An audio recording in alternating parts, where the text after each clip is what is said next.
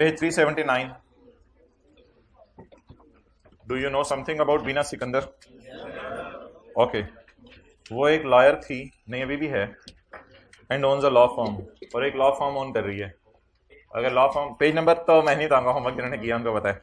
And owns a law firm under Bina and company.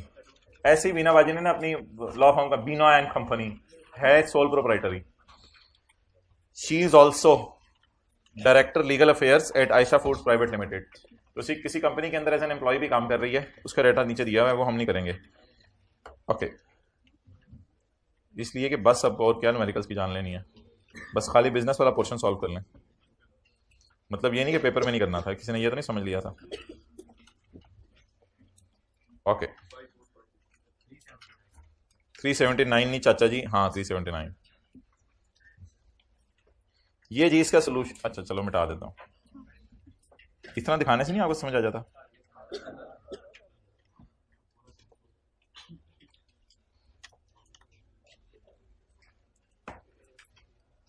ना ना ना, नोट करने का टाइम कोई नहीं है, बस मैंने सिर्फ डिस्कस करना है. तो भाई भी आ गए हैं. भाई आपने बताया था ना आप हाइब्रिड से हैं, तो इनको बैठने दें. आप जाओ ना, फिर एंड पे बैठो. आपने तो बता दिया, जल्दी करना. उस वो जो नॉर्मल अपनी जगहों पे बैठते हैं उनको बैठने दिया करो. अच्छा, income from business net profit. जी बोलें भाई. 3500. कुछ चीजें क्या करेंगे, ऐड, और कुछ चीजें लेस. ओके, अब जी बताएं, प्रॉफिट तक पहुंचते हुए इनकम टैक्स खर्चे के तौर पर माइनस हो चुका है. अगर प्रॉफिट तक पहुंचते हुए इनकम टैक्स खर्चे के तौर पर माइनस हो चुका है, तो क्या ये बिजनेस का खर्चा है? नहीं है. इसको क्या कर दें, कितना, 90. सिर्फ एक चीज ऐसी थी जो फेस से नजर आ रही थी, इनकम टैक्स खर्चे के तौर पर माइनस हो चुके. मैं वन बाय वन लेके चलता हूँ. रेवेन्यू में से सैलरीज माइनस हुई, गिफ्ट्स एंड डोनेशंस माइनस हुई, लीज चार्जेस माइनस हुए, प्रोफेशनल फीस माइनस हुई, प्रॉपर्टी के खर्चे माइनस हुए, ट्रेवल एक्सपेंसेस माइनस हुए, अदर एक्सपेंसेस माइनस हुए, इनकम टैक्स माइनस हुआ. पिछले साल का जो भी है इनकम टैक्स माइनस हुआ 90,000 का. इसको फिलहाल ऐड कर दूंगा. लेस करने की दोबारा इसको जरूरत नहीं है, क्योंकि जी लेस करने की दोबारा जरूरत नहीं है, क्योंकि इस साल का टैक्स इस वजह से माफ नहीं होगा. पिछले साल का टैक्स कोई आपने पे कर दिया, बहरहाल इनकम टैक्स खर्चे के तौर पर माइनस करने की जरूरत नहीं है, इसलिए इसको ऐड कर देंगे. जी नहीं नहीं नहीं, छोड़ो, आके एडजस्टमेंट पोस्ट करो. Notes to the income statement. Revenue में 7.5 लाख पड़ा हुआ है जो रिकवर किया है राफिया से. ये खुद तो नहीं राफिया, ये तो बीना है. रेवेन्यू में 7.5 लाख पड़ा है जो इसने राफिया से लिया है in respect of a bad debt. Bad debt है या बैड डेट रिकवरी है? फिर ये रेवेन्यू इंक्लूड अमाउंट रिकवर्ड, तो ये बैड डेट रिकवरी है. अच्छा जी, इजी मार्क्स पहले लिया करें. जितना अकाउंटिंग वालों ने इनकम में डाल दिया है उसे उल्टा दें. अच्छा, इस पे हमें एतराज नहीं है कि ये रेवेन्यू में डाल दिया है. असूली तौर पे ये अदर इनकम में जाना चाहिए था, क्योंकि ये बिजनेस का मेन काम नहीं है. लेकिन अदर इनकम में चाहे चीज या रेवेन्यू में जाए उससे कोई फर्क नहीं पड़ता, दोनों प्लस साइन टाइप चीजें हैं. तो चाहे चीज रेवेन्यू की हो चाहे अदर इनकम की हो, ये प्लस हो चुकी है, इसलिए इसको माइनस करना है बस. तो माइनस कर दें जी टैक्स वालों की बैड डेट रिकवरी, अकाउंटिंग वालों की सॉरी, तो माइनस कर दें अकाउंटिंग वालों की बैड डेट रिकवरी इनकम. कितनी जी? 750. अच्छा, अब मसला यह था कि आपको आदत है 3 फिगर से खेलने की, और फिगर उसने दे दी थी 1. रेवेन्यू में पड़ा हुआ है 7.5 लाख जो रिकवर हुआ है राफिया में in respect of a bad debt, जो कि राइट ऑफ हो गया था while calculating taxable income of पिछला साल. पिछले साल की टैक्सेबल इनकम निकालते हुए ये राइट ऑफ हो गया था. इस बात का मतलब ये है कि पिछले साल टैक्स वालों ने माइनस करने दिया था. मुझे कैसे पता चला? इस वजह से कि सवाल में लिखा हुआ है while calculating taxable income. Taxable income calculate करते हुए राइट ऑफ हुआ था. इसका मतलब है टैक्सेबल इनकम तो टैक्स वालों की नजर में निकलती है, तो टैक्स वालों की नजर में ये राइट ऑफ हुआ था. तो अगर मैं आपसे पूछूं ये प्रीवियसली अलाउड है या नहीं, तो लाइन कह रही है that had been written off. बिल्कुल ये राइट ऑफ हो गया है, तो that is previously allowed as deduction and there is no doubt in this. आगे उसने वैसे ही बता दिया कि ये अमाउंट इसलिए थी कि राफिया को कुछ सर्विसेज दी थी। ये उसने इसलिए बताया कि ये बैड डेट पास में सेल में भी जा चुका है, क्योंकि उसने लाइन लिखी है ना कि ये उसे सर्विसेज दी थी। तो जब उसे सर्विसेज दी होगी तो एंट्री की होगी डेटर डेबिट रेवेन्यू क्रेडिट, तो पास्ट में सेल में जा चुका है ये बैड डेट, शराइत सारी पूरी हो रही है। तो पिछले साल ये बैड डेट अलाउड था या नहीं अलाउड था, ये लाइन पढ़ के पता चला। That had been written off while calculating taxable income. अब वो 3 काम कर लेते हैं टैक्स वालों की बैड डेट रिकवरी निकालने के लिए। वो फॉर्मूला लिखते हैं, और फॉर्मूला लिखते हैं जी वर्किंग टू टैक्स वालों की बैड डेट रिकवरी। तो अमाउंट रिकवर्ड मोहतरम हुई है 750। सवाल है एक्चुअल बैड डेट कितना है, तो वो जाहिर बात है वही 750 होगा जो रिकवर हुआ है, और तो कोई अमाउंट गिवन नहीं है। तो पिछले साल एक्चुअल बैड डेट भी यही था। अब सवाल ये है कि प्रीवियसली अलाउड कितना है, तो उसका जवाब ये है कि सवाल बताएगा that had been written off, previously allow हो गया। इसका मतलब है प्रीवियसली टैक्स वालों ने इसको माइनस करने दिया है, तो प्रीवियसली अलाउड इज 750। तो जब हम काटाकाटी करेंगे तो ये 0 आ जाएगा, और जब ये इसमें से माइनस करेंगे तो जवाब आ जाएगा 750। 750 इज कॉल्ड एज टैक्स वालों की बैड डेट रिकवरी।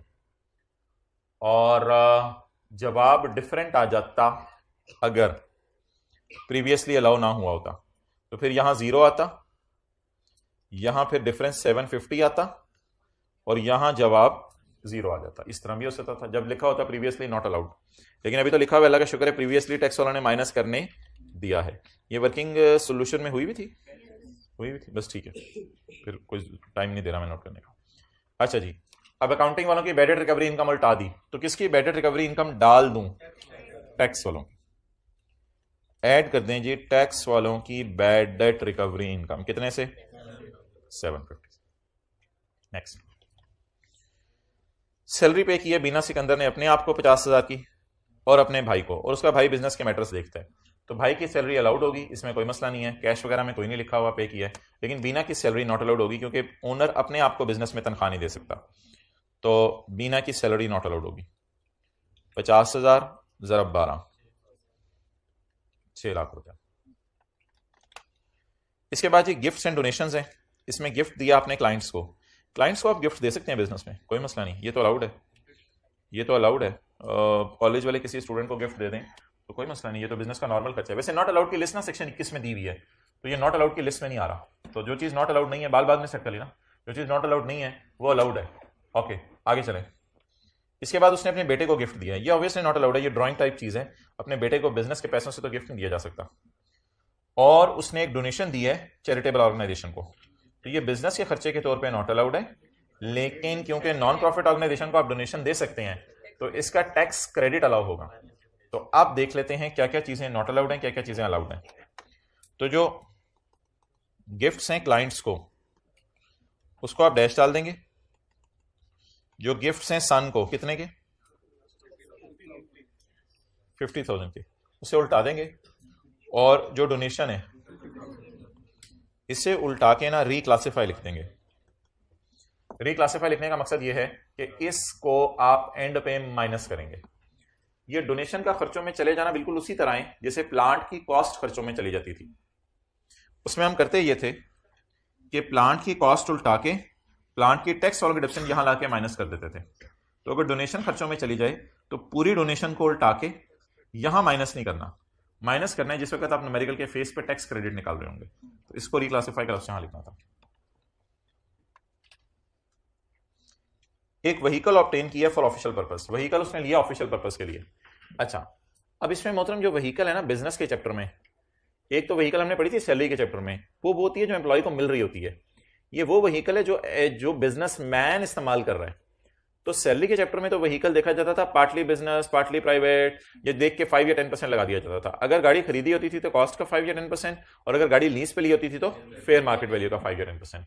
लेकिन इस सवाल के अंदर उसने जो है वो गाड़ी बिजनेस के लिए ली है, और ये गाड़ी बिजनेसमैन का सवाल हम सॉल्व करें ना कि सैलरी का सवाल सॉल्व करें।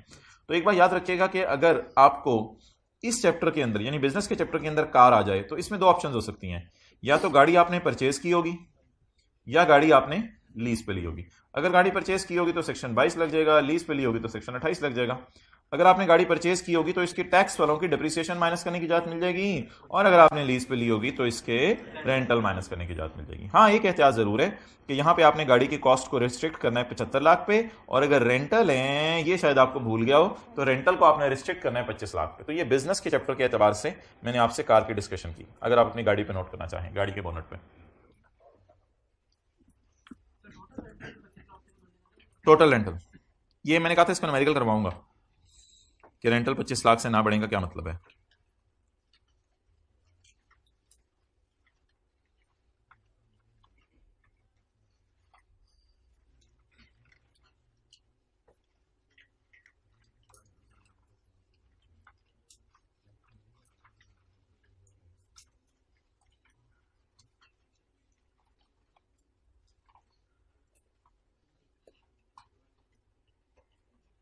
ओके,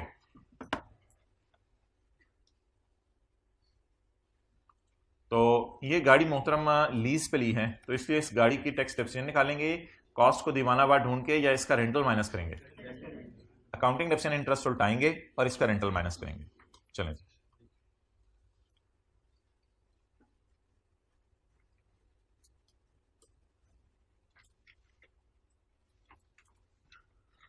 एक बात है जिस पे एज्यूम करें मैंने सबको खड़े कर दिया, हो गए सारे खड़े? अच्छा, ये असम्पशन बड़ी जल्दी लेते हैं। तो बात ये थी कि आपको सैटरडे को मुझे बताना चाहिए था कि मंडे को हम सेल्स टैक्स पढ़ा हुआ जितना वो याद करके आएंगे, और आप मंडे को सुनिएगा। ओके, लेकिन अब ये है कि कल इंशाल्लाह हम एक एक्स्ट्रा क्लास करेंगे, and that will be probably at 3 और 3:15, तो वो मैं टाइम इंशाल्लाह आपको कंफर्म कर दूंगा। उसमें हम बिजनेस का न्यूमेरिकल करेंगे, extra means in addition to normal. Point number 4 MFA की कितने लोगों की क्लास होती है, जरा हाथ खड़ा कर दें। एमएफए की 1 2, और दूसरी क्लास में जरा हाथ खड़ा करें, एमएफए की क्लास, ठीक है। तो जैसे ही वो क्लास खत्म होगी 3:15 बजे इंशाल्लाह हम क्लास जो है वो शुरू कर देंगे। पॉइंट नंबर 4, और ये ग्राउंड फ्लोर के ऊपर होगी क्लास हमारी 3:15 बजे। 2 हाइब्रिड रूम उधर अवेलेबल हैं और एक फिजिकल रूम भी अवेलेबल है, सबको पता है सब कुछ, FR1 आप उधर ही पढ़ रहे हैं। Point number 4, a vehicle was, अब ये हर मंगल को इंशाल्लाह ना घर वालों को बता दें। जी मैंने बता दिया है। जिस क्या क्या होता है, FR1 की कौन सी क्लास होती है? अब देखिए दूसरे कॉलेजेस में अगर होती है उसका तो मेरे पास हल नहीं है, मैं यूट्यूब पे लेक्चर अपलोड करवा दूंगा, ये कर दूंगा। दूसरे कॉलेजेस का तो अब मैं हल नहीं कर सकता, अपने कॉलेज का कम से कम कोशिश कर सकते हैं। ओके, लेकिन प्लीज़ ये लेक्चर आपने फिजिकली लेना है, और उसमें सवाल हम कौन सा करेंगे, वो अगर किताब से सवाल हुआ तो वो भी मैं आपको बता दूंगा, और अगर किताब से सवाल ना हुआ, नोट से सवाल हुआ, तो वो मैं फिर अपलोड कर दूंगा। बहरहाल 8 बजे वेबसाइट चेक कर लीजिएगा, उस पर मैं लिख के बता दूंगा आपको कि कौन सा सवाल आपने करके आना है, या किताब का सवाल करके आना है, और अगर कोई और सवाल हुआ तो वो फिर मैं वहाँ पर उसकी फाइल अटैच कर दूंगा, ताकि अगर उस सवाल को आप एक दफ़ा पढ़ें तो बड़ा फ़ायदा होगा। पॉइंट 4, जिस किसी इक्का दुक्का का कोई बहुत ही बड़ा मसला है वो फिर क्लास के बाद मेरे से मिल ले, एक और स्लॉट भी अवेलेबल है, तो उसको मैं वो वाली स्लॉट बता दूंगा जिसमें वो अटेंड कर ले। पॉइंट 4 अभी नहीं बतानी वो। पॉइंट 4, जिस किसी का कोई मसला है वो क्लास के बाद आ जाए, उसकी शक्ल मैं याद कर लूँगा और उसको फिर दूसरी क्लास में एंटर होने की इजाज़त दे दी जाएगी। Point 4, a vehicle was obtained solely, वापस आ जाए, सीए कर रहे हैं। A vehicle was obtained solely for दफ्तर का काम, एक व्हीकल ली गई है सिर्फ दफ्तर के काम के लिए, from a bank. The lease commenced on यकम मार्च 12, लीज कब शुरू हुई है? यकम मार्च 12 को। Lease charges include 5 lakh paid as security deposit to bank. Lease charges में एक सिक्योरिटी डिपॉजिट पड़ा जो आपने बैंक को पे किया। सिक्योरिटी डिपॉजिट को ऐसा पैसा नहीं होता कि जो डूब गया है और आप खर्चे में डाल दें, जो पैसे हमारे डूब जाते हैं बस चले जाते हैं वो खर्चे में जाते हैं। ये सिक्योरिटी डिपॉजिट होता है रिसीवेबल टाइप चीज, ये आपको वापस मिल जाना है। तो जैसे हमने वापडा को सिक्योरिटी डिपॉजिट जमा करवाया था एक क्लास में, आज हमने लीजिंग कंपनी को सिक्योरिटी डिपॉजिट जमा करवाया, तो security deposit is a refundable type चीज, ये वापस मिल जाना होता है, ना कि नॉन रिफंडेबल टाइप चीज। तो ये कोई आपका खर्चा नहीं होता, ये एसेट होता है, इसलिए एसेट्स को खर्चों में डालना मुनासिब नहीं है। तो सिक्योरिटी डिपॉजिट को ऐड बैक कर दें, कितना जी? 5 लाख रुपया। नेक्स्ट, एक सवाल अब राइज होगा, वो ये कि 5 लाख तो सिक्योरिटी डिपॉजिट है, तो लीज चार्जेस लफ्ज लिखा हुआ है ना, लीज चार्जेस, असल में ना ऐसे में एग्जामिनर को ऐसे कर देना चाहिए, लीज चार्जेस को ना ऐसे इन्वर्टेड कॉमर्स लगा के, ताकि पता चले लीज चार्जेस ऊपर मैं रेफर कर रहा हूं। बहरहाल लीज चार्जेस, लीज चार्जेस में 5 लाख कहते हैं सिक्योरिटी डिपॉजिट है, तो अब जो 4 लाख बचा वो अगर आप कहीं इंटरेस्ट है, मिसाल दे रहा हूं, अगर 4 लाख बचा आप कहीं इंटरेस्ट है, क्योंकि अकाउंटिंग वाले इंटरेस्ट रिकॉर्ड करते हैं, तो फिर ऐसी सूरत में आपको डेप्रीसिएशन भी ढूंढनी पड़ेगी, वो भी उल्टानी पड़ेगी जो आपको मिल नहीं रही। और फिर ऐसी सूरत के अंदर आपको रेंटल भी ढूंढने पड़ेंगे जो माइनस करेंगे। इसलिए क्योंकि सवाल बता नहीं रहा कि बाकी 4 लाख क्या है। आपने लीजिंग कंपनी को पेमेंट की है इस साल 9 लाख की, 9 लाख में से 5 लाख आपने सिक्योरिटी डिपॉजिट पे कर दिया, बाकी 4 लाख को मैं इंटरेस्ट नहीं कह सकता क्योंकि फिर मैं डेप्रिसिएशन का लफ्ज भी ढूंढूंगा और फिर मैं रेंटल भी ढूंढूंगा, वो दोनों मिलने नहीं। इसलिए सेफ अजम्पशन लेनी चाहिए यहां पे हमें। ये एक थोड़ा सा बस ट्रिकी पॉइंट था पूरे सवाल में, और कोई पॉइंट इतना मुश्किल नहीं था, हर सवाल में होता है 1-2 पॉइंट। तो इसलिए इस 4 लाख को मेरे ख्याल से रेंटल ही अज्यूम कर लेना मुनासिब है। तो ये सिक्योरिटी डिपॉजिट था, वो तो सवाल बता रहा था, तो इसको रेंटल एज्यूम कर लेना बेहतर है। क्योंकि अगर उसने अकाउंटिंग इसको लीज रेंटल को एक ही जगह इंटरेस्ट यहां लिया होता तो फिर अकाउंटिंग डेफिनेशन और रेंटल का डेटा देता, उसने नहीं दिया। इट मींस कि शायद ये 9 लाख में से 5 लाख आपने सिक्योरिटी जमा कराई है और बाकी 4 लाख आपका रेंट है जो डूब गया, और ये आपके बिजनेस का जेन्युइन खर्चा है, बस इसको माइनस हुआ रहने दें, इसको लिफ्ट नहीं करानी ज्यादा। तो 4 lakh is your rent, that is allowed as reduction, इसमें कोई मसला नहीं है। तो टैक्स वाले कहेंगे अच्छा किया तुमने, रेंट ही माइनस कर लिया। कई दफा अकाउंटेंट कोई ऐसा काम कर जाता है जिस पर टैक्स वाले खुश हो जाते हैं, हालांकि अकाउंटेंट को अकाउंटिंग और इंटरेस्ट अकाउंटिंग डेफिनेशन और इंटरेस्ट रिकॉर्ड करना चाहिए था। इसलिए इस 4 लाख को नो लिफ्ट, विदाउट गिफ्ट। किसी को आपने कल कहा आई ट्रांसफर यू दिस चीज as owner and you have the right to dispose it of. Gift की डेफिनेशन कल मैंने आपको बताई थी। ओके, किसी को बॉल पॉइंट दे देते तोहफे में और ये कह देते हद होती है, 1 रुपया दे देते, you can dispose of it as owner. 0.5 professional fees में 1.5 लाख रुपया पड़ा है to a legal firm, legal firm को उसने 1.5 लाख रुपया दिया है। वैसे प्रोफेशनल फीस टोटल कितनी है? टोटल तो 4 लाख है। 4 लाख में उसने 1.5 लाख रुपया एक लीगल फर्म को दिया है for defending a law suit, क्योंकि कोर्ट के अंदर एक केस हो गया है फाइल्ड अगेंस्ट बीना बाजी के अगेंस्ट जो है वो केस हो गया इन अ फैमिली कोर्ट, खानदान में किसी से गुत्थम गुत्था हुई है और बात कोर्ट तक पहुंच गई है। इसका मतलब है कि ये बिजनेस का खर्चा नहीं है, फैमिली कोर्ट का लफ्ज लिखा हुआ था। ऐड कर दें 150 पर्सनल एक्सपेंडिचर है, पर्सनल एक्सपेंडिचर। नेक्स्ट जी जी जी जी फैमिली कोर्ट अगर ना लिखा होता फिर तो बिजनेस का नॉर्मल खर्चा होता है। बिल्कुल, बिजनेस के अंदर लॉ केसेस चलते रहते हैं। कई दफा कोई होता है बच्चा उठ के प्रिंसिपल साहब को कहते हैं प्लीज प्रिंसिपल साहब ये मेरा कॉलेज है, तो फिर कॉलेज वाले उस पर केस करते हैं, कोई खर्चा होता है कॉलेज का, वो जेन्युइन खर्चा है, कोई मसला नहीं। पूछें let him ask first.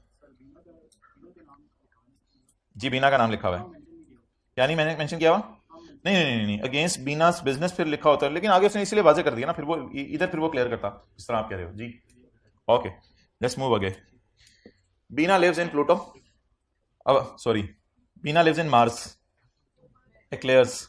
Bina lives in apartment, Bina एक अपार्टमेंट में रहती है सिचुएटेड अबव हर ऑफिस, उसके दफ्तर से ऊपर, यानी ग्राउंड फ्लोर पे दफ्तर है और फर्स्ट फ्लोर के ऊपर बीना का घर है।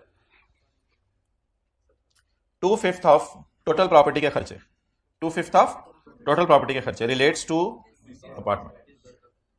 तो हिज कहां से होगी बाजी? हर होती है ये हिज हर जरा क्लास के बाद आना सही करवा लेना। अच्छा जी, कौन से खर्चे हैं ये? इसमें से 2/5 खर्चे किसके हैं? प्रॉपर्टी के तो हैं, घर के खर्चे हैं। बीना लिव्स इन एन अपार्टमेंट, 2/5 खर्चे जो प्रॉपर्टी के हैं वो बीना के घर के खर्चे हैं असल में 1,40,000। ये नॉट अलाउड हो जाएंगे, बाकी की टेंशन नहीं लेनी, बाकी के दफ्तर के खर्चे होंगे।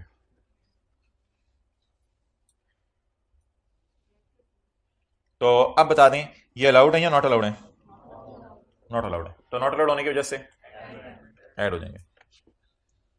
अगेन पर्सनल एक्सपेंडिचर कितना? 140। छड़ दे बिना सेल्स टैक्स भी शुरू करना है।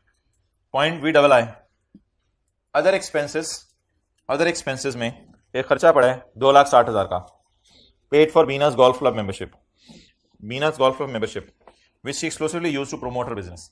भाईजान हो सकता है बीना बाजी को गोल्फ की स्टिक पकड़नी ना आती हो, बल्कि इन्होंने बॉल भी ना देखी हो आज तक। आप क्यों जाती हैं फिर? For promoting my business. सिर्फ वहां पे लोग आए होते हैं गोल्फ खेलने के लिए और वहां पे चाय कॉफी पानी पी रहे होते हैं, तो वहां पे लोग जो है, जो लोग अपने घरों से गुत्थम गुत्था होकर आए होते हैं और परेशान होते हैं, रिलैक्स होने के लिए आते हैं, मैं उन्हें बताती हूँ कि मेरी एक लॉ फर्म है, बस इस वजह से जो है वो मैं जाती हूँ, वरना मेरा और कोई मकसद नहीं है। मैं कहाँ और गोल्फ कहाँ, तो मेरा कोई प्रोग्राम नहीं गोल्फ शोल्फ खेलने का। तो विच शी एक्सक्लूसिवली सिर्फ और सिर्फ बिजनेस इंटरेस्ट के लिए जाती है। इट मींस कि इस बिजनेस का जेन्युइन खर्चा, ये नॉर्मल खर्चा है बिजनेस का, एडवर्टाइजमेंट बिजनेस की करने के लिए वहां पे जा रही है, जो बिजनेस का बड़ा नॉर्मल खर्चा है। ओए बाजी ब्रीफ केस में पैसे डाल के ले गई थी, हमने समझाया भी था कि चेक बना के देती।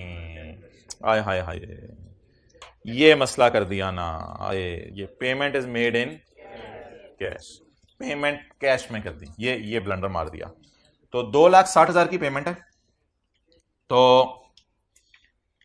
2,60,000 की पेमेंट है। Fees of club expense account 2,60,000 की पेमेंट है। और सवाल अगर बताएगा नहीं तो आमतौर पे क्लब की पेमेंट्स एनुअली पे होती हैं एक दफा। तो ये जो एक्सपेंस पे हुआ होगा कैश में 2,60,000 का, अकाउंट डेंजरस है और उसमें पेमेंट 25,000 से ऊपर है, अकाउंट 2.5 लाख से ऊपर है और पेमेंट 25,000 से ऊपर है। तो अलार्मिंग पेमेंट डेंजरस अकाउंट में अगर आ जाए तो ऐसी सूरत में खर्चे के तौर पर माइनस करने की इजाजत नहीं है। अगर कैश में पे करे बाजी चेक बना देती, लेकिन आप भुगतें, अब आपको सजा ये मिलेगी कि ये खर्चे के तौर पर माइनस करने की इजाजत नहीं होगी। 260 फीस।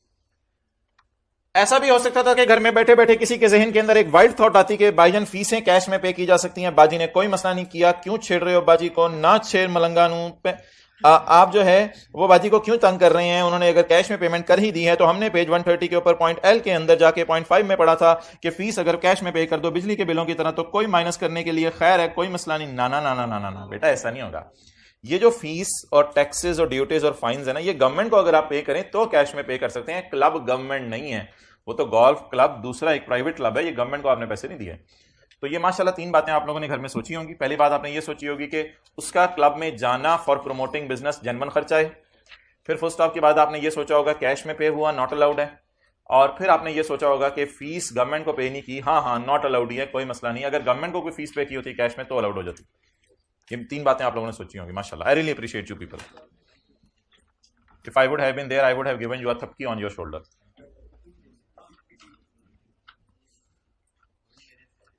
ओके तो तैयाल मारें। अच्छा चलें छोड़े पर, ये न्यूमेरिकल डिस्कस ना होता है, इसमें कितने मार्क्स आ जाने थे आपके? आधे आ जाने थे, आधे से ज्यादा आ जाने थे यार, ये ज्यादा आप लोगों ने कर दिया। मैं अगेन बता रहा हूं, ये आधे का लेवल तो आई कैप के पेपर तक पहुंचाना होता है। आप पहले से आधे से ज्यादा जा रहे हैं, ये ओवर कॉन्फिडेंट हो जाएंगे आप। ये सीरियसली बताएं, आधे से ज्यादा इसमें मार्क्स आए यार, ये आप बहुत ऊपर जा रहे हैं। जी जवाब 5-5। अच्छा तो ये था जी मोहतरम बीना सिकंदर की कहानी टीचर की ज़बानी। जी मैं आ रहा हूं उसकी तरफ। जी बाजी और क्या आपने गोल खिलाए हैं बताएं। तो डायरेक्टर रिम्यूनरेशन टैक्स रेट तो जब न्यूमेरिकल का फेस बनेगा तब होगा ना। तो अच्छा जी इसके अंदर ना पॉइंट 1 to 3 में तो कोई मसला नहीं ना, 4 की तरह मैं आने लगा हूं। अच्छा जी ये जो डायरेक्टर फीस है ना, कितने लोगों ने किया ही नहीं घर में, न्यूमेरिकल किया ही नहीं, हाथ पे नहीं लगाया। 100 के लुट मचा दी, 100 के। ये सहायत ऑफ एनीथिंग, ये सर्दियां जान ले लेंगी आपकी मेरे भाई। फेंक दे कंबल को अपने कमरे से बाहर, रजाइयों को फेंक रहे हैं खुदा के लिए। इसको आप निकाल लिया रात को 12 बजे जब आप सोने लगते हैं या 11 बजे सोने लगते हैं ना, उस वक्त अपने कमरे में ले आया करें। कमरे से बाहर का मतलब तो गली है, कमरे से बाहर का मतलब सड़क तो नहीं है।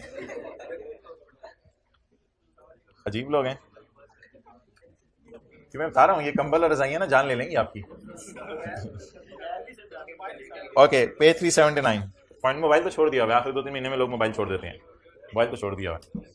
पॉइंट 4, हर मौसम के अपने अपने तंग करने वाले कीड़े होते हैं। Point number 4। अच्छा जी अब है डायरेक्टर फीस। क्या चीज है? Director fees. जरा साथ वाले डायरेक्टर को देखें, डायरेक्टर फीस। अच्छा वो अपने अंदर ही पता नहीं पहुंचा हुआ आप कहीं। डायरेक्टर जब बोर्ड मीटिंग अटेंड करता है, दांत इधर कर, डायरेक्टर जब बोर्ड मीटिंग अटेंड करता है तो अगर तो वो एम्प्लॉय डायरेक्टर है तो उसको फिर जो पैसे मिलते हैं वो उसकी इनकम फ्रॉम सैलरी में जाते हैं। लेकिन अगर आप एम्प्लॉय डायरेक्टर नहीं है, यानी 8 घंटे वहां ड्यूटी नहीं जाके कर रहे, और आप ऐसे डायरेक्टर हैं जो कभी कभी सिर्फ मीटिंग पे जाते हैं, तो फिर जो आपको पैसे मिलते हैं वो इनकम फ्रॉम अदर सोर्स में जाते हैं। ये नोट कर लें, फिर इन दोनों के सवाल ढूंढ के मैं आपको दिखा देता हूं। जी स्टूडेंट इतनी छोटी सी चीज़ होती है, मोबाइल निकाल लेते हैं आप लोग, उतनी देर में नोट हो जाना है जितनी देर में कैमरा खोलना है। घर में जाके भी तो दोबारा नोट करना ही है।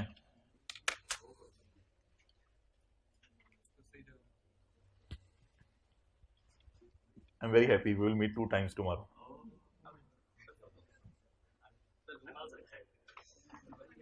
Not on Zoom, physically.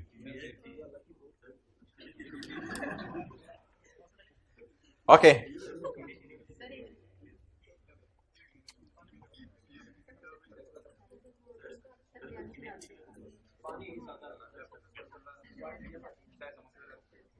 Okay,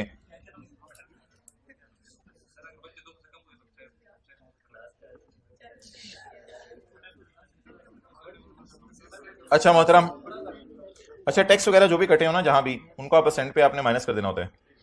अच्छा, अब मोहतरम सवाल ये है कि ये जो 1.5 लाख रुपया है, ये मैंने क्या इनकम फ्रॉम सैलरी में जाना है।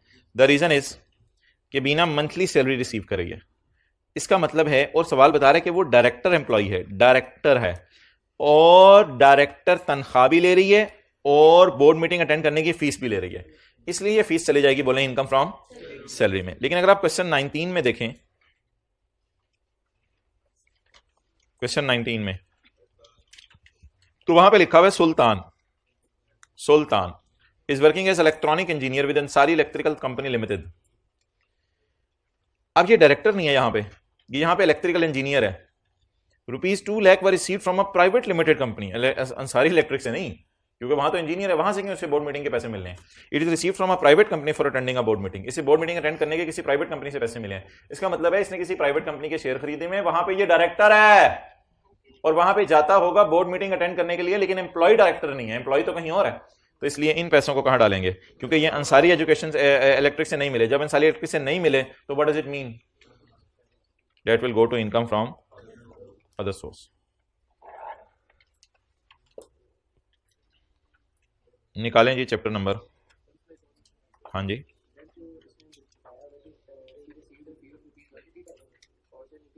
हाँ वो ठीक है, वो आप डिस्कस कर लो मेरे साथ, मुझे अंदाजा हो गया था, कर लेते हैं इसको। अच्छा जी मोहतरमा, चैप्टर नंबर वी निकाल लें।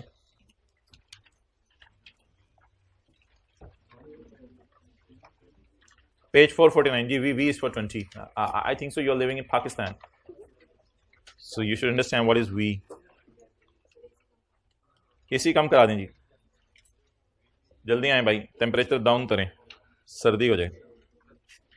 अच्छा, पेज 449 पे आए, साथ वाले की बुक में। इसका सवाल हो गया था पास पेपर क्वेश्चन 1, ओके 100% मैच कर गया था, वो भी नहीं किया, कर लिया था। अच्छा, पेज 449 पे जी हमने पढ़ा था कि हाँ जी 23 पे कर दें, ज्यादा हो जाएगी, जरा 3 अच्छा सा लगता है, 2 अच्छा नहीं लगता। अच्छा, अब मोहतरम हमने ये पढ़ा था कि जब पैसे आने को इग्नोर किया जाएगा, चीजें डिलीवर करने पे सेल बुक होगी, पेज 449। फिर अगले सवाल में भी यही था, पैसे आने को इग्नोर किया जाएगा, चीजें डिलीवर होने पे सेल बुक होगी। लेकिन अगर कभी खुदा ना खास्ता बाल सही करने वाले भाई ऐसा सवाल आ जाए पेपर के अंदर कि वो ये कह दे कि चीजें डिलीवर करने से पहले दुकानदार ने फोन कर दिया था कि गुड्स आर अवेलेबल, तैयार है, तुम आके लेके चले जाओ, फिर ऐसी सूरत में सेल बुक होगी when the goods are made and not at the time when the goods are delivered. Okay okay, no common, page 450, page 450। इसमें any part payment is received, अजीब सी बात है, ये इसको छोड़ें, पॉइंट ए को काटें जरा, पॉइंट ए को काटें और पॉइंट बी पढ़ें। ये ना रटा सा मार लीजिएगा, if any part payment is received, क्योंकि ये लॉ में बदल चुका हुआ है, तो लॉ मेकर ने ना गलती से कुछ चीजें कर दी हैं, वो लॉ ने सही बनाया नहीं। एक जबरदस्ती पॉइंट बी पढ़ लेते हैं सूली तौर पे, ये भी अजीब सी बात ही है, not a very important thing. Point B, एक सवाल है जी, सेल्स टैक्स में ऐसा भी हो सकता है कि चीजें किसी महीने एग्जाम्प्ट हो, किसी महीने टैक्सेबल हो। मिसाल के तौर पे अगर हुकूमत किसी चीज की सेल को प्रमोट करना चाहती है तो हुकूमत कह सकती है कि यह चीज पाकिस्तान में ₹1,00,000 वाली लाख की बिकेगी। अब वो ₹1,00,000 वाली चीज 1 लाख में बिकेगी, ना कि 1,17,000 में। तो इट मे हैपन कि हुकूमत पाकिस्तान में किसी चीज की सेल को क्या कर दे, एग्जाम्प्ट कर दे, प्रमोट करने के लिए, किस चीज की सेल को मैं एग्जाम्प्ट कर रही हूं। अब वो लाख वाली चीज बाजार में लाख की बिकेगी। अब सवाल यह है कि दुकानदार ने एक चीज बेची जनवरी के महीने में, गुड्स डिलीवर कर दी। अगले महीने फरवरी में हुकूमत ने कह दिया था इन चीजों पर टैक्स है। मिसाल के तौर पे जनवरी में हुकूमत ने कहा था सोलर पैनल के बेचने पे कोई टैक्स नहीं है। फरवरी में नई हुकूमत आई, उसने कह दिया सोलर पैनल के बेचने पे भी टैक्स लगेगा। अब गुड डिलीवर हुई जनवरी में और पैसे कस्टमर ने दिए फरवरी में।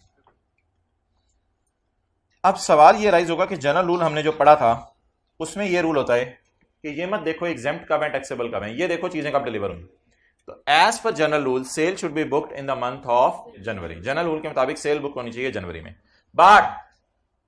बट सवाल ये कहता है कि आपने सेल तब बुक करनी है जब एग्जेम्पशन विड्रॉ हो। ये एक स्पेसिफिक सिनेरियो है जिसमें पिछले महीने चीजें क्या थी, एग्जेम्प्ट, और इस महीने चीजें क्या हो गई हैं, टैक्सेबल। एग्जेम्पशन विड्रॉ कब हुई, खत्म कब हुई, फरवरी के महीने में। तो ये एक स्पेसिफिक सिनेरियो है जिसमें आप सेल बुक करेंगे इन द मंथ ऑफ, तो what is the time of supply, जनवरी और फरवरी। तो इसका सोल्यूशन पहले लिख लें, फरवरी इज टाइम ऑफ सप्लाई जब एग्जेम्पशन क्या हो गई, विड्रॉ हो गई।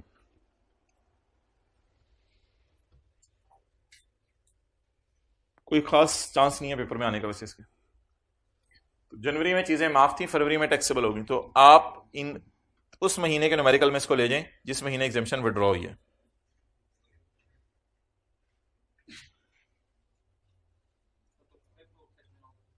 हाँ, फिर फरवरी में आपको टैक्स देना होगा।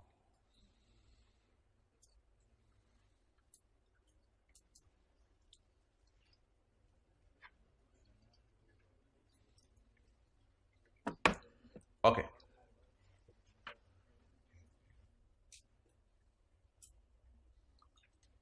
पढ़ें जी, इंग्लिश भी आसान कर लें।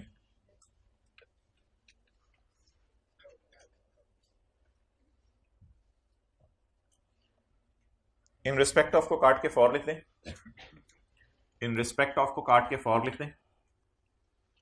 और for exempt sale it shall be recorded, exempt sale कब रिकॉर्ड की जाएगी, in the return for the month during which exemption is withdrawn. किस महीने सेल बुक की जाएगी, जिस महीने एग्जेम्पशन थी या एग्जेम्पशन विड्रॉ हो गई, विड्रॉ हो गई। For exempt sale it shall be recorded in the month during which the exemption is withdrawn from such sale। जब उस सेल से एग्जेम्पशन विड्रॉ हुई या लगी, जब विड्रॉ हुई एग्जेम्पशन। तो एग्जेम्पशन विड्रॉ कब हुई, फरवरी में, इसलिए ये सेल बुक होगी फरवरी में। जनरल रूल से हटके बात है। कंपनी की क्या चीज, फिर तो डिलीवर होने पे वैसे ही टैक्स लगे, फिर तो मसला ही नहीं। अच्छा, कंपनी की डेफिनेशन पहले ही लग गया, फिर तो मसला ही नहीं। तो इस वक्त गुड डिलीवर हुई ना, वैसे ही टैक्स लग गया, हुकूमत ने ऐसे ही पकड़ लिया, फिर तो मसला ही नहीं। ऐसे ही होगा ना। क्या चीज,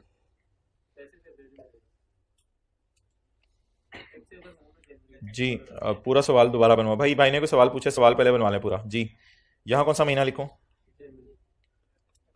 यहां यहां फरवरी में एग्जाम्प्ट हो, इसको उसने डिस्कस नहीं किया, नॉट डिस्कस हियर। इस प्रोविजन में वो ये डिस्कस कर नहीं रहा। तो लॉ के अंदर जो एरियाज डिस्कस नहीं होते, आईकैप भी उनको टच करने की कोशिश नहीं करता, बिला वजह पंगे नहीं लेता। ओके चलें जी, अगली डेफिनेशन पढ़ें। बोलें बोलें बोलें, कंपनी की डेफिनेशन हमने पढ़ी भी है। अच्छा जी, अब आप आ जाएं पेज नंबर 448 पे, पेज 448 पे पॉइंट सी हमारा रहता है, पॉइंट सी।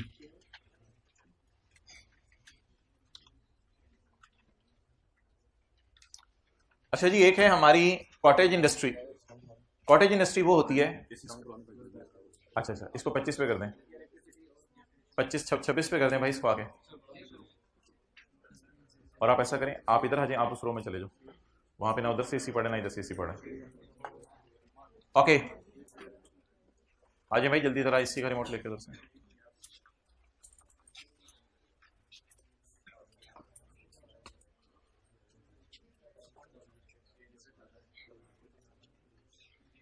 ओके ले आ जाए।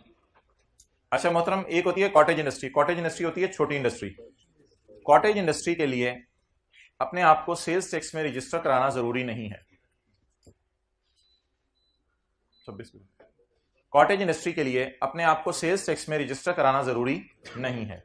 सड़क के ऊपर अगर कोई साहब हैं, वो आपको कारपेट बेच रहे हैं अपने कंधे पे डाल के, तो वो एक छोटी सी इंडस्ट्री है, जो अपने घर में इलाके में कारपेट बना के यहाँ पे बेचने लाए हैं, और उनकी साल की सेल 10 मिलियन यानी 1 करोड़ से कम है। तो जब उनकी सेल 1 करोड़ से कम है, 4-5 एम्प्लॉयज उन्होंने घर में रखे हुए हैं जिनसे वो कारपेट बनवाते हैं और सड़कों पे बेचते हैं, तो ये है छोटी सी इंडस्ट्री।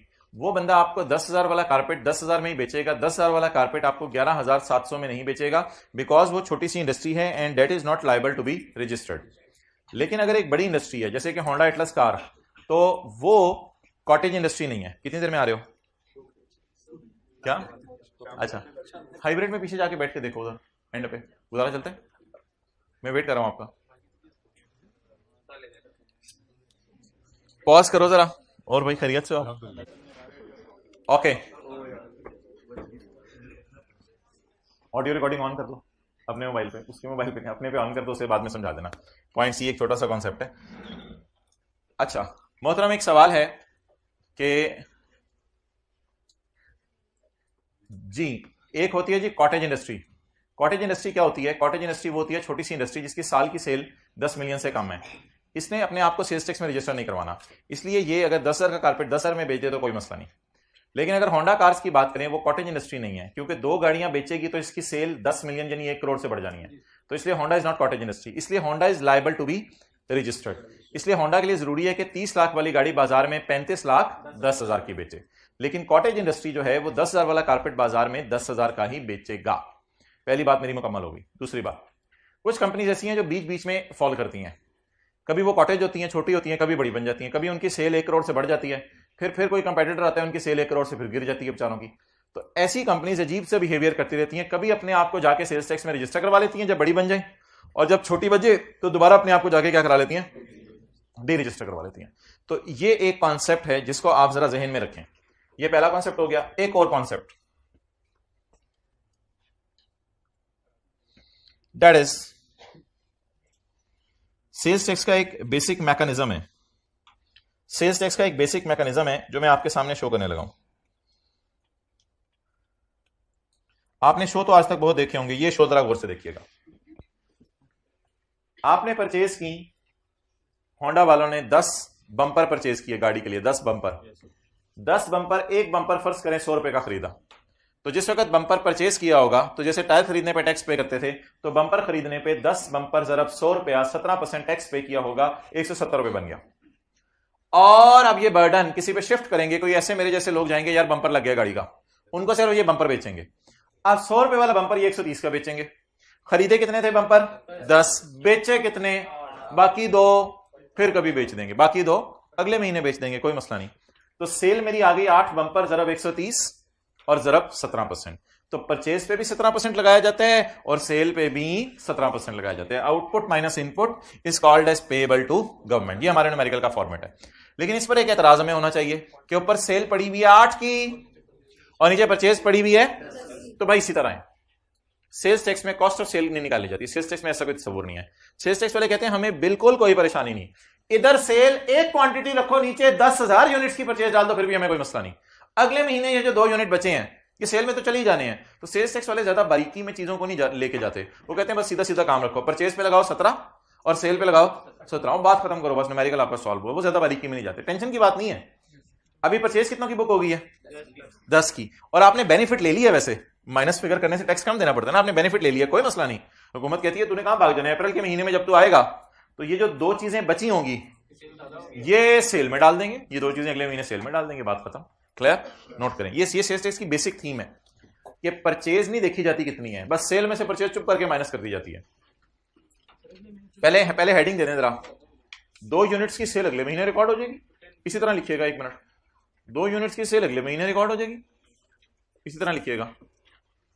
2 यूनिट्स की सेल बोला तो करें, अगले महीने रिकॉर्ड हो जाएगी, इस तरह बोले ना। 2 यूनिट्स की सेल अगले महीने, उधर नहीं बोलना, ओए होए होए, दिल में बोलना है, दिल में। 2 यूनिट्स की सेल अगले महीने रिकॉर्ड हो जाएगी, दिल में इस तरह बोलना है। शुक्र है सब कुछ की बात नहीं आ रही। ओके, 2 यूनिट्स की सेल अगले महीने रिकॉर्ड हो जाएगी। तू बढ़िया आज मफलर पाए ना यार। अच्छा ठीक है,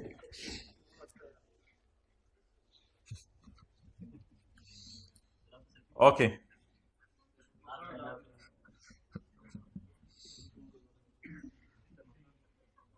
ये बेसिक थीम है, 2 यूनिट्स की सेल अगले महीने रिकॉर्ड हो जाएगी।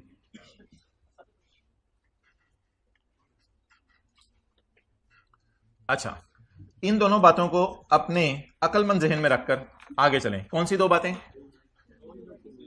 एक ये बात कि कोई बंदा कभी कॉटेज इंडस्ट्री होता है, कभी बड़ी इंडस्ट्री बन जाता है, और एक ये बात कि जब हम परचेज माइनस कर रहे होते हैं सेल में से, तो ये नहीं देखते कि सेल कितनी हुई। चाहे 8 बोतलें बिकी दुकानदार की, नीचे 10 बोतलों की परचेज माइनस करने की उसको खुली इजाजत है, कोई मसला नहीं। इन दोनों बातों को जहन में रखकर एक सवाल मेरा आपसे, एक मसला आएगा। वो मसला क्या आएगा? क्योंकि वो मसला है, पेज 448 पे आए। एक पॉइंट हमारा रहता है, हमारा तुम्हारा दोनों का रहता है मेरे ख्याल से, सुबह वालों का हो गया भाई, वो आपसे आगे निकल गए हैं यार। रोजाना आप जो मर्जी कर लें, आप उनको नहीं पकड़ सकते क्योंकि सुबह उन्होंने ये पढ़ लिया है। अच्छा, नेक्स्ट, आप मुझे ये बताएं, उनका सिलेबस जल्दी खत्म होगा। अच्छा, R1 का आप लोगों का जल्दी खत्म हो जाएगा। ओके गाय, जवाब वो जो सर चढ़ के बोले। अच्छा मोहतरम, एक बंदा जनवरी के अंदर जो है वो रजिस्टर्ड था, चुप चुप चुप चुप, और फरवरी में इसने अपने आप को डी रजिस्टर करवा लिया। अबे तूने अपने आप को क्यों डी रजिस्टर करवाया? मेरी सेल को नजर लग गई, मेरी सेल ही बेचारी 10 मिलियन से गिर गई, मेरी सेल को नजर लगे, तो मेरी सेल को नजर लग गई जिसकी वजह से मैंने अपने आप को डी रजिस्टर करवा लिया। अच्छा, इसके पास 50 यूनिट्स पड़े हुए थे स्टॉक में, गोदाम में 50 यूनिट्स पड़े हुए थे 31 जनवरी की रात को, और जगह फरवरी की सुबह इसने अपने आप को डी रजिस्टर करवा लिया। आप बता दें, जनवरी के महीने में ये 50 यूनिट परचेज थे, सेल थे? एक बात याद रखिएगा, क्लोजिंग स्टॉक परचेज होता है, सेल नहीं होता। दुकान पे आप रात को जाके देखें, जो बोतलें पड़ी होंगी, अगले दिन सुबह शटर खोलेंगे जब आके, तो भी वही बोतलें पड़ी होंगी दुकान पे। इसका मतलब है वो रात को, पिछली रात को या पिछले दिन को कभी खरीदी जा चुकी थी। तो याद रखिएगा, closing stock is not a sold stock, it is called as purchase. अब हुआ क्या? हुआ ये कि जब आप जनवरी के अंदर ये 50 यूनिट आपने खरीदे होंगे, तो आपने अपना आउटपुट कोई निकाला होगा, सेल इंटू 17%, और आपने इन 50 यूनिट्स को अपनी परचेज में डाल दिया होगा, मल्टीप्लाइड बाय 17% प्राइस वगैरह करके इसको आपने अपनी परचेज में डाल दिया होगा, और इन 50 यूनिट को परचेज में डाल के आपने बेनिफिट ले लिया होगा कि 50 यूनिट की परचेज रिकॉर्ड होगी। आपको पता है परचेज रिकॉर्ड होती है तो टैक्स कम हो जाता है, माइनस साइन के साथ आता है। तो आपने बेनिफिट ले लिया। अब हुकूमत कह रही है, जब अगले महीने तुम इन चीजों को सेल करोगे तो उस वक्त तुम डी रजिस्टर हो चुके होगे, और जब तुम डी रजिस्टर हो चुके होगे तो ऐसी सूरत में तुम कस्टमर को लाख वाली चीज लाख में बेचोगे। हुकूमत ने कहा, इसमें मेरा क्या कसूर है? यानी कि जिस वक्त बैटिंग की बारी आए तुम बैटिंग कर लो, जब मेरी बैटिंग की बारी आए तुम भाग जाओ। यार ये क्या ड्रामा मचाया हुआ है तुमने, हाथ दोगी। जब परचेज में डालने की बारी आए तो बड़े आगे आगे बढ़ के परचेज में डाल रहे हो, यानी माइनस कर रहे हो, और जब ये चीजें सेल में डालने की बारी आ रही है, क्योंकि वो जो 2 यूनिट्स अभी थोड़ी देर पहले मैंने आपको बताया था, 2 यूनिट्स, वो 2 यूनिट्स जब सेल में डालने थे तब हम भाग गए, परचेज के टाइम पे हमने माइनस कर लिए। तो हुकूमत ने इधर से आके हमें गिच्ची से पकड़ा और पकड़ेगा, पुत्र ये जब तू सेल करेगा तब तू सेल तो कर नहीं सकता लाख वाली चीज 1,17,000 में, क्योंकि अब तो क्या हो चुके हैं। तो ये मसला सिर्फ उस बंदे को आया करेगा, और ये नेचुरल सा मसला है, कोई गड़बड़ नहीं की इसने, 2 नंबरी नहीं की। ये मसला उस बंदे को आया करेगा पाकिस्तान में जो पहले था रजिस्टर्ड और अब अपने आप को क्या करवा रहा है। तो जो आपका स्टॉक रजिस्ट्रेशन की आखिरी रात को पड़ा हुआ है कि अगले दिन सुबह आप उठेंगे तो ऐसी दुनिया में पहुंचे होंगे जहां डी रजिस्टर लोग रहते हैं, तो अगले दिन सुबह जब आप डी रजिस्ट्रेशन वालों की दुनिया में जा रहे हैं तो फिर ऐसी सूरत में आप हुकूमत को नुकसान देके जा रहे हैं। इसे कहते हैं डस्ट डाल के जाना। हुकूमत को छोड़े पर है, नुकसान देके जा रहे हैं, हुकूमत की जान लेके जा रहे हैं। तो हुकूमत ने कहा, प्लीज मेरी जान ना लो, आप 50 यूनिट्स का पड़े होना एज्यूम कर लो सेल हो गई है। जैसे आप दुकानदार को कहें ना, ये तो सारा सामान तेरा पड़ा हुआ है, एज्यूम कर सेल हो गया है, और पागल ही है। तो हुकूमत ये कह रही है, हुकूमत कह रही है एज्यूम कर लो ये 50 यूनिट क्या हो गए हैं, सेल हो गए। तो एज्यूम क्या करेंगे, दीज आर सोल्ड। अगर सेल हो गए तो सेल पे क्या जमा कराना पड़ेगा, टैक्स। एज्यूम करेंगे सेल हो गए, चलेंगे। जनवरी की आखिरी दिन समझ लो या फरवरी की सुबह समझ लो, जब डी रजिस्ट्रेशन की एप्लीकेशन लेके जा रहे होगे।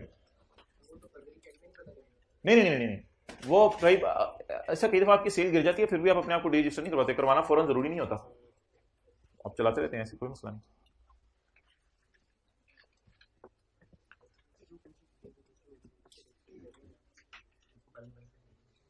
बेनिफिट क्या मिला इससे पहले, 50 की परचेज रिकॉर्ड होगी है, और जब सेल में डालने की बारी आई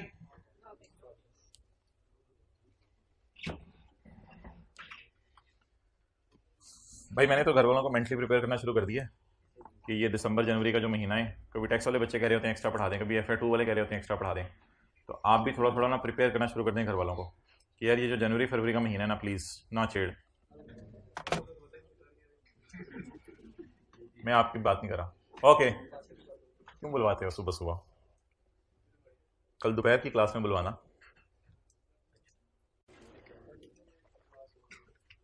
क्लास कोशिश करेंगे घंटे सवे की हो, बाकी बीच में असर ब्रेक आएगी।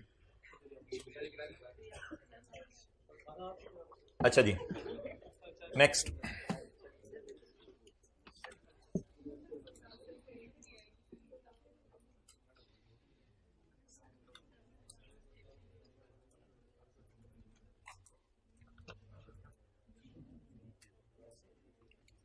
लेट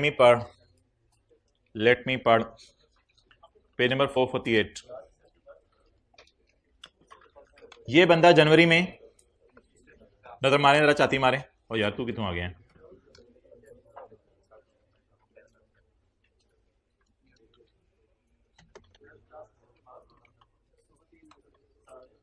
मैं बताऊंगा कल क्लास 3:15 होगी, किस टाइम होगी मैं बताऊंगा।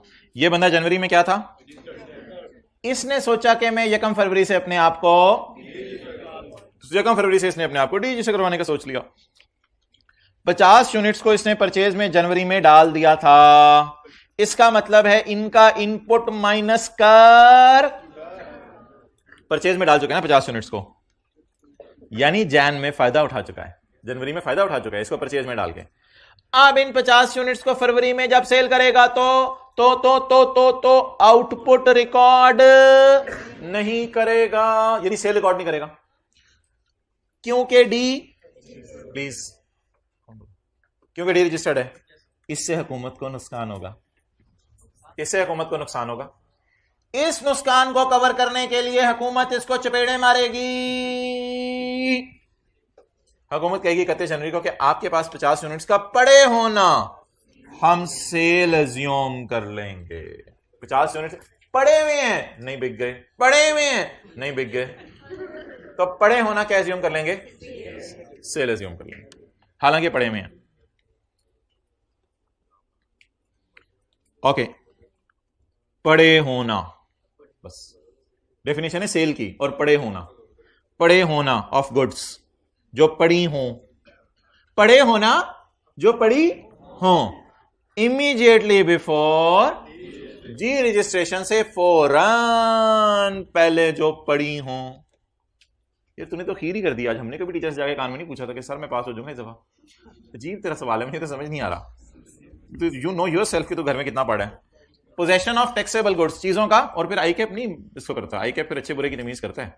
फिर वो ये नहीं कि कोई ऑनर करेगा आपको कि नहीं, फिर वो पढ़े हुए वालों को ऑनर करेगा और ना पढ़े हुए वालों को फारग करेगा। वो उसने ये करना है। You have to no face, आपने खुद मेहनत करनी है और वहां तक पहुंचना है। वो फिर उधर फीस बिल्ला पास नहीं करा लोगों को बैठे। Possession of goods is assumed as sale, चीजों का पढ़े होना क्या एज्यूम कर लिया जाएगा? सेल। भाई अगली पिछली रो वालों को ध्यान रखें यार, लोग पढ़े हैं। ओके लें जी, वो डेफिनेशन आ गई जिसका इंतजार था। पेज 451 निकाल लें। Value of supply. आज पूरे दिन से सुबह से लेके अभी तक हमने झक मारा है, एक लाइन पड़ी है सिर्फ, चीजों का पड़े होना सेल है। बिना सिकंदरबाजी ने इतना टाइम ले लिया। Page number 451। अच्छा जी, पाकिस्तान में बहुत सी ऐसी चीजें हैं जो कि हमने पढ़ा था थर्ड शेड्यूल के आइटम्स हैं, ठीक है, जिनको हमने कहा था। एक खान साहब आए थे इधर और उन्होंने आके उन चीजों को पढ़ा था। कौन आया था? नहीं, खान साहब नहीं थे। अच्छा, तो एक साहब आए थे, उन्होंने आके इन चीज़ों का इधर नाम पढ़े थे। उनकी खासियत ये थी, टिश्यू पेपर और ये सारी चीज़ें, इन सारी चीज़ों की खासियत ये थी कि इनके डब्बी पर रिटेल प्राइस और सेल्स टैक्स लिखा होता है। लेकिन इनके अलावा भी तो पाकिस्तान में चीज़ें हैं। मिसाल के तौर पे हीटर है, गीज़र है, ओवन है, चादरें हैं, पिलो है, बेड है, सोफ़ा है, बर्तन है, और कई चीज़ें जो घर के अंदर पड़ी हुई हैं, डंडा कूटनी है और पता नहीं क्या क्या चीज़ें घर के अंदर पड़ी हुई हैं। ये सारी की सारी चीज़ें, हथौड़ी से लेके कील तक और दीवार का पेंट, पता नहीं क्या क्या चीज़ें जो घर में पड़ी हुई हैं, वो सारी की सारी चीज़ें मोहतरम ऐसी हैं कि जिनके डब्बों के ऊपर प्राइस तो शायद लिखी हो, सेल्स टैक्स डाल के ना लिखी हो। तो इसलिए पाकिस्तान में थर्ड शेड्यूल वाली चीज़ें सिर्फ 20 हैं। इसके अलावा पाकिस्तान में हज़ारों चीज़ें हैं। थर्ड शेड्यूल वाली चीज़ों की प्राइस को कहते हैं रिटेल प्राइस और बाकी चीज़ों की प्राइस को कहते हैं वैल्यू ऑफ सप्लाई। बाकी चीज़ों की प्राइस को क्या कहते हैं? बोले, वैल्यू ऑफ सप्लाई। तो आज हम डेफिनेशन पढ़ने लगे हैं, बोलें किसकी? Value of supply. ऐसा करें, उस दिन वाली मिसाल नोट कर लें आज। लेकिन उस दिन जो मैंने मिसाल नोट करवाई थी मेरे भाई, वो मैंने करवाई थी आइसक्रीम की, जो कि एक थर्ड शेड्यूल का आइटम है। ये मिसाल याद है? ये मिसाल आइसक्रीम की हमने करवाई थी, और इसमें हमने क्या कहा था? It is a price including all duties and taxes except sales tax. और इसका नाम हमने क्या रखा था 200 का? Retail price. As it is इसकी मिसाल नोट कर लें। इसमें मैं ऊपर डाल दूंगा रुपीज इन 1000। यानी आप ये मिसाल एयर कंडीशनर के लिए कर लेते हैं, जो कि थर्ड शेड्यूल वाली आइटम नहीं है। प्लीज खामोश। क्या हंस रहे हैं किस बात पे? क्या मैंने तो केस अबिलिटी नहीं सुनाया? तो अब आप हजरात वैल्यू ऑफ सप्लाई के सामने ये नोट कर लें। पहले जरा मुझे समझा लेने दें। मैं मिसाल देने लगा हूं आपको कैसी चीजों की? मैं आपको मिसाल देने लगा हूं not a third schedule item की। यानी मैं आपको मिसाल देने लगा हूं एयर कंडीशनर की। एयर कंडीशनर का रॉ मटेरियल आपने 1 लाख रुपए का, रुपीज इन 1000, 1 लाख रुपए का खरीदा, और 1 लाख रुपए का खरीदने के बाद आपने कस्टम ड्यूटी पे की, एक्साइज ड्यूटी पे की, आपने लेबर लगाई, तो 1,60,000 में एसी बना। आपने कहा 40,000 में कमाऊंगा, 2 लाख का बेचूंगा। शहबाज शरीफ ने कहा 2 लाख पे 17% टैक्स डालो, तो 2,34,000 का बेचो एसी। इस 2 लाख को आज मैं रिटेल प्राइस नहीं कहूंगा, इस 2 लाख को वैल्यू ऑफ, क्योंकि ये आइटम थर्ड शेड्यूल का है या थर्ड शेड्यूल का नहीं है? नहीं है। चलें नोट करें, सॉरी।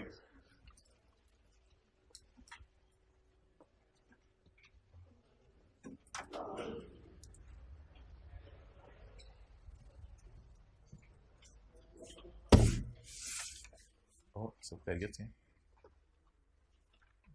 बोलना मना किया हुआ था वालों ने? मना किया? खैरियत से हैं सब?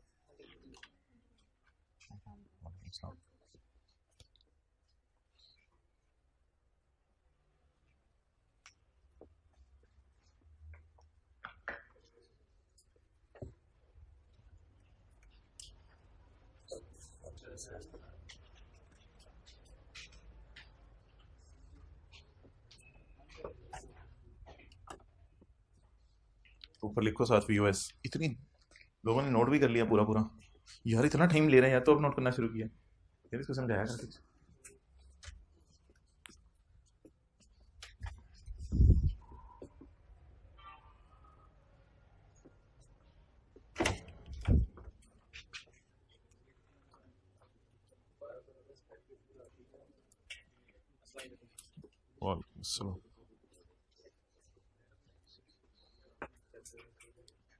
Okay,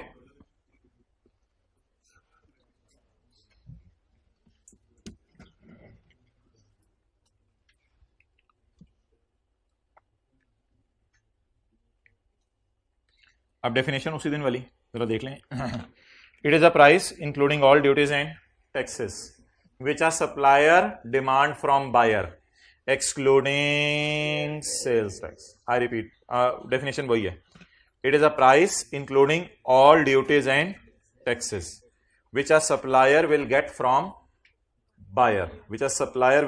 buyer, excluding sales tax. Value of supply, VOS, means in respect of a taxable sale, the paise in money, the price in money, including all duties and which the supplier receive from buyer, but excluding the sales tax. Supplier कौन होता है? Seller. और recipient कौन होता है? Buyer. तो it is a price including all duties and taxes which seller receive from buyer excluding the amount of, वो sales tax के अलावा। 2 लाख की बात हो रही है, 2,34,000 की, 2 लाख की। लेकिन क्या कभी ऐसे हो सकता है कि आप पैसे पार्टली इन कैश और पार्टली इन काइंड दें? चलें जी, इसमें पास पेपर का सवाल करें चैप्टर 22 में आके, क्वेश्चन 61, पेज 501। अच्छा, सेल्स टैक्स सेलर की बुक्स में हम निकाला करेंगे, बायर की, सेलर की, क्योंकि जो सेलर का सेल्स टैक्स होगा वो बायर का इनपुट होगा, तो सेल्स टैक्स सेलर की बुक्स में निकाला करेंगे। सेलर अपनी सेल पे 17 लगाया करेगा। तो ये जो मैं आप डिस्कशन करने लगा हूं पेज नंबर 501 पे, ये सेलर के एंगल से। फौलाद लिमिटेड है सप्लाइड या सोल्ड, फौलाद लिमिटेड है सोल्ड 50 टन ऑफ सरिया, आयरन बार। सरिया कहते नहीं लोग, सरिया घुसा हुआ है, तो ये वो वाला है। फौलाद लिमिटेड गर्दन में, फौलाद लिमिटेड है sold 50 ton of iron bars Faulad limited ने 50 टन सरिया बेचा है तामीर को। तामीर को जरूरत होगी सरिया की, उसने तामीरात करनी होगी, फौलाद का तो काम ही सरिया बेचना है। सेलर का नाम बताएं। फौलाद लिमिटेड। सेलर की बुक्स में मैं डिस्कशन करूंगा। अच्छा मुझे बताएं, दुकानदार के पास से क्या जाता है? बिस्किट। और क्या आता है? पैसे। डॉक्टर के पास से क्या जाता है? सर्विसेज। और क्या आता है? मुझे बताएं, ये जो मेरा सेलर है इसके पास से क्या जा रहा है? 50 टन आयरन बार जा रहा है। The market price of the supply is 2.5 million. Market price इसकी 2.5 मिलियन है, एक्सक्लूडिंग टैक्स को छोड़ा करें बस। अच्छा, यानी ये 100 टाइप चीज है, 117 टाइप चीज नहीं है। ओइंग टू फाइनेंशियल डिफिकल्टीज, मैंने दुकानदार को कहा मैंने बिस्किट खाने हैं, मेरे पास पैसे नहीं है, झाड़ू लगवा ले। ओइंग टू फाइनेंशियल डिफिकल्टीज, मेरे पास पैसे नहीं है, मेरे बिस्किट खाना है मैंने। Owing to financial difficulties, PL ने मिन्नत की और समाजत की कि मैं तुझे पैसे दे दूंगा by transferring a piece of land having a market value of 2.3 million. तो हमने कहा सेलर के पास अब क्या आएगा? लैंड। क्या आएगा? लैंड आएगी। कितने वाली? To pay 75,000 in final settlement. अब फाइनली मैं तुम्हें 75,000 इसके अलावा दूंगा along with sales tax. Sales tax 17% मैं खुद लगा दूंगा, इस पर उसकी टेंशन ना लो। By way of a cheque, ये चेक के जरिए तुम्हें पेमेंट कर दूंगा। कैलकुलेटर पकड़ें, 75,000 को डिवाइड करें 1 मिलियन से। 75,000 को डिवाइड करें 1 मिलियन से, क्या जवाब आ रहा है? हाँ, असल में कुछ बच्चे जहालत करते हैं, इसको 0.75 बोल देते हैं। ये 0.75 नहीं है। कैलकुलेटर पे अगर आप 75,000 को डिवाइड करें इस फिगर से 1 मिलियन से, तो जवाब आपका सही आएगा। तो रुपीस को मिलियन में कन्वर्ट करना आज मैंने सिखाया, बड़ी बहुत बताई। अच्छा, आप बता दें मेरे पास से क्या जा रहा है? सरिया। और मेरे पास क्या आ रहा है? लैंड भी और कैश भी। कितने का? 2.375। अब हुआ क्या है? तामीर ने कहा है हमें थोड़े से पैसे ले लो, थोड़ी सी लैंड ले लो, बदले में सरिया दे दो। ये नहीं, इसमें क्या बात है वली? क्या बात है? एक बार फिर वो कर लेते हैं। बार तामीर ने क्या कहा है? थोड़े से पैसे ले लो, थोड़ी सी लैंड ले लो, बदले में सरिया दे दो। तो सेलर के बताएं, सेलर के पास से जा क्या रहा है? सरिया। और सेलर के पास आ क्या रहा है? आपने सिर्फ ये देखना है कि क्या चीज बिक रही है। इट इज वीओएस, नोट कर लें, इट इज वीओएस। ये नहीं देखना कि बदले में क्या चीज आ रही है। आपने सप्लाई मेड देखनी है या supply received? What is supply made? सरिया। सरिया। What is supply made? What is supply received? पैसे और लैंड।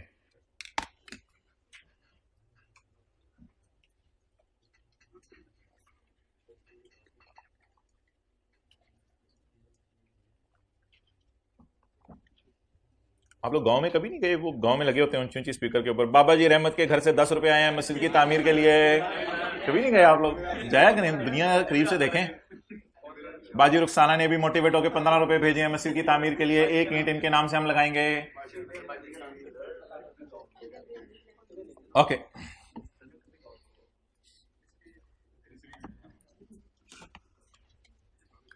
ओके। तो देखना यह कि सेलर के पास से जा क्या रहा है। सेलर के पास से सरिया जा रहा है।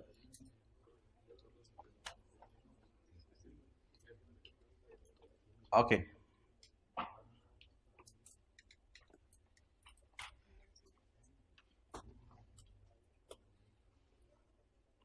असल में शायद बाबा जी रहमत को शक होता है कि छोटे बच्चे को भेजा है वो मिस अप्रोप्रिएशन और रास्ते में कर ले, तो वो इधर से 10 रुपए देके भेजते हैं, उधर से मौलवी साहब कंफर्म करते हैं रिसीव हो गए हैं। ये एक्नॉलेजमेंट होती है। ओके, पढ़ें जी। तो ओपन मार्केट प्राइस ऑफ, हाँ लिख लें supply made. Open market price of supply made, ये बात ब्रैकेट में ले लिया करें, excluding the amount of tax. Supply made कौन सी है? सरिया। पढ़ें जरा। If consideration for iron bar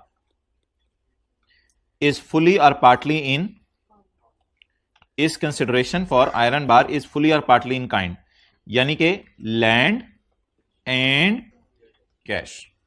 तो ओपन मार्केट प्राइस किसकी देखनी है? इधर लिखें आयरन बार, आयरन बार की ओपन मार्केट प्राइस देखनी है। आपने लैंड और कैश की फेयर वैल्यू नहीं देखनी। सप्लाई इज आयरन बार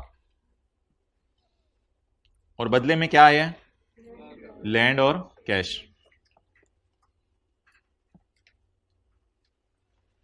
अच्छा जी, अगर जानने वाले ने आपस में एक दूसरे को चीजें बेच दी तो दो ऑप्शंस हैं, या तो मुफ्त में बेच देंगे कि तुम मेरे साथ बैठ के क्यूएम पढ़ते थे, या फिर सस्ती बेच देंगे। ऐसी सूरत में सेल बुक होगी fair market value. If the seller and buyer are जिगरी यार and Jigar is sold and supply is sold at no consideration, या तो चीजें बिकी नहीं और at a consideration lower than open market price, या ओपन मार्केट प्राइस से कम की बिकी है, तो what will be the VOS? What will be VOS? Open market price. इसको गोद में ले लिया करें, excluding the amount of tax. इसको एक ही दफा बिठा के साइड पे रख दें, बैग में डाल दें, excluding the amount of tax. अच्छा जी, अगला सवाल पॉइंट 3, अगले सफे पे आए जरा। अगले सफे से पहले जरा इसकी रिवीजन कर लें। अली ने चीजें बेची हैं कजन को 3 मिलियन की, बाजार में 4 मिलियन की हैं, बता दें वीओएस क्या होगी? 4 मिलियन।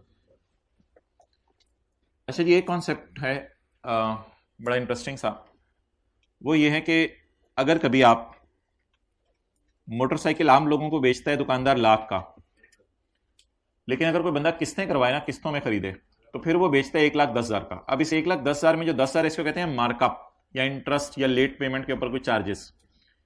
तो दुकानदार ने मोटरसाइकिल बेचा 1,10,000 का किस्तों पर, लेकिन वैसे अगर बेचता तो 1,00,000 का था, तो मेरे भाई इसमें वीओएस ना 1,00,000 होगी, क्योंकि ये जो सरचार्ज या इंटरेस्ट है इस पे टैक्स नहीं लगता। अब लाख पे पेपर में हम 17% लगाएंगे या 1,10,000 पे? 1,00,000 पे, क्योंकि 1,10,000 में जो 10,000 है वो इंटरेस्ट या मार्कअप टाइप की चीज है, उसे इग्नोर करें। अब बता दें, अगर सेल की प्राइस में लेट पेमेंट का इंटरेस्ट या सरचार्ज शामिल हो इंस्टॉलमेंट सेल में, तो फिर सेल क्या होगी? Fair value. Fair value. अगर कोई बंदा पैसे लेके आ जाए तो उसे तो लाख का ही देंगे हम। पढ़ें,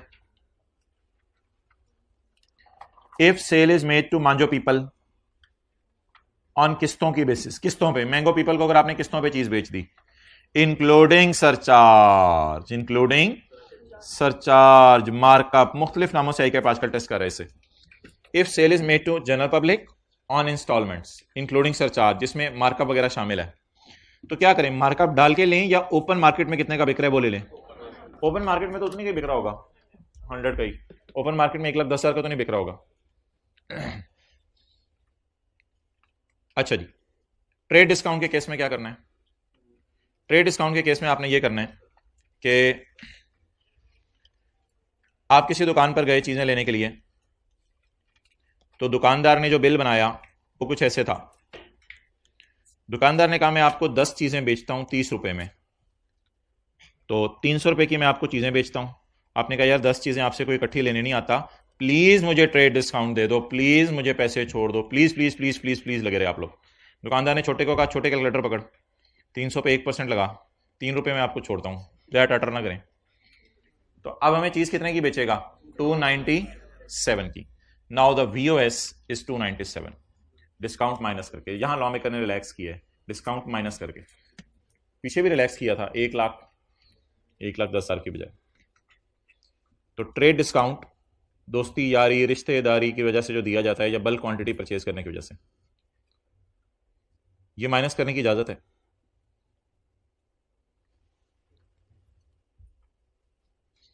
अच्छा, कस्टमर कितने पैसे देगा वैसे? नहीं नहीं, कस्टमर पैसे देगा कितने बन गए? अब्दुल्ला कैलकुलेटर मेरे घर से। नहीं नहीं, पॉइंट्स में बताएं। 51 point,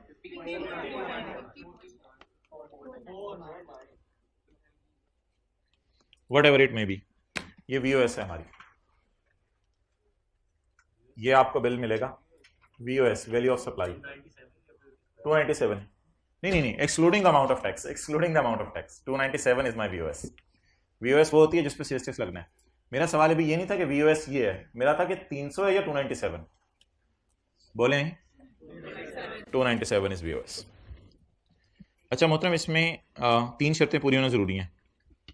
discounted price bill pay लिखी हो, इधर देखें, डिस्काउंटेड प्राइस बिल पे लिखी हो, सेल्स टैक्स बिल पे लिखा हो, और डिस्काउंट बिजनेस नॉर्म्स के मुताबिक हो।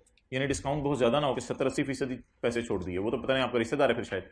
तो डिस्काउंट बिजनेस नॉर्म्स के मुताबिक होना चाहिए। कितनी शर्तें पूरी होनी जरूरी हैं? 3। डिस्काउंटेड प्राइस बिल पे लिखी हो, सेल्स टैक्स बिल पे लिखा हो, और डिस्काउंट बिजनेस नॉर्म्स के। जब ये तीनों चीजें पूरी हो जाएंगी तो वीओएस विल बी 290। और अगर तीनों में से कोई एक भी पूरी ना हो, तीनों में से 2 पूरी हो रही हो, 1 पूरी ना हो, तो 300 इज वीओएस। फिर आपकी वीओएस 300 होगी। पढ़ें 3 शराइत। इन केस ट्रेड डिस्काउंट, अगर ट्रेड डिस्काउंट दिया जाए, द डिस्काउंटेड प्राइस ली जाएगी। डिस्काउंटेड प्राइस कितनी थी? शराइत सुने, प्रोवाइडेड डेट बिल के ऊपर क्या शो हो? डिस्काउंटेड प्राइस, और टैक्स भी शो हो बिल पे, और discount allow is in conformity with the, और डिस्काउंट नॉर्मल बिजनेस प्रैक्टिस के मुताबिक होना चाहिए। डिस्काउंट कोई अनड्यू नहीं होना चाहिए, नॉर्मल डिस्काउंट होना चाहिए। Clear? What are you doing? Next, अगर कोई स्पेशल नेचर ऑफ ट्रांजैक्शन हो, अब ये तो ऐसी चीज है ना, इसमें क्या न्यूमेरिकल आना है। अगर कोई स्पेशल नेचर ऑफ ट्रांजैक्शन हो जहां बड़ा मुश्किल हो वीओएस जानना, तो ओपन मार्केट प्राइस।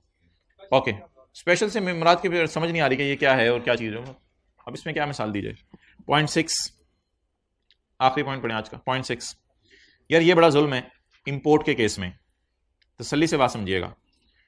इंपोर्ट के केस में 0.5 आए अगले सफे पे। पहली तो बात यह है कि जब आप चीजें इंपोर्ट करते हैं ना, तो जो कीमत आप बताते हैं चीजों की, वो लॉ मेकर नहीं मानेगा। हो सकता है लंदन में आपने अपने चाचू से मंगवाई हो, आपका कोई शरीफ भाई उधर मौजूद हो, आपने उससे मंगवा ली हो चीजें, तो हो सकता है आपने किसी जानने वाले से चीजें मंगवा ली हो, तो लंदन से जहीं से भी आप चीजें मंगवाए, हो सकता है आपने प्राइस सही ना बताई हो। तो आपने चीजें इंपोर्ट की 15 मिलियन की, कस्टम वालों ने कहा ये चीजें हैं 18 मिलियन की। कस्टम वालों ने क्या कहा ये चीजें कितने की हैं? आप बताएं 15 मिलियन की प्राइस लेंगे या 18 मिलियन की? आपकी प्राइस नहीं देखी जाएगी, जो कस्टम वाले बताएंगे वही प्राइस होगी आपकी चीज। नहीं, इसमें नहीं देखा जाएगा इनवॉइस को। He paid custom duty of 9 and federal excise duty of 3। Custom duty बड़ी महंगी आजकल पाकिस्तान में, 50% कस्टम ड्यूटी का रेट है, इसलिए इंपोर्टेड चीजें महंगी होती हैं। आप बता दें आपने कितने की चीज मंगवाई? 18 वाली मंगवाई। इस पे कस्टम ड्यूटी कितनी पे की? इस पे excise duty total 30 is VOS. इस पे लोग एतराज करते हैं ये तो तुम लोग टैक्स पे टैक्स लगा रहे हो, तो लॉ मेकर कहते हैं बस ऐसे ही है बस। तो आप बता दें जी, क्या मैं 18 मिलियन पे 17% लगाऊंगा पेपर में या 30 पर? तो क्या क्या चीजें कस्टम अथॉरिटीज वाली प्राइस में डालूंगा? Custom duty, excise duty is equal to VOS. तो अगर चीजें इंपोर्ट करेंगे तो कुछ इस किस्म का सिनेरियो बनेगा। पढ़ लें आखिरी बात। इन केस ऑफ कौन सी गुड्स?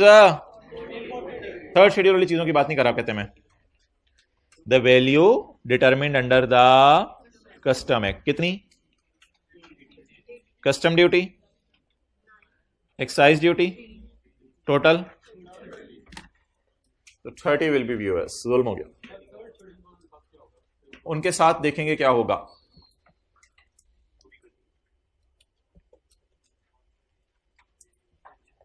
तो 8 बजे चेक कर लीजिएगा पोर्टल पे, तो मैं लेक्चर के साथ ही होमवर्क बता दूंगा कौन सा है। आप रात 8 बजे चेक कर लीजिएगा कि कौन सा सवाल करना है। क्या खोलो? 30 होगा, 18 जमा 9 जमा 3।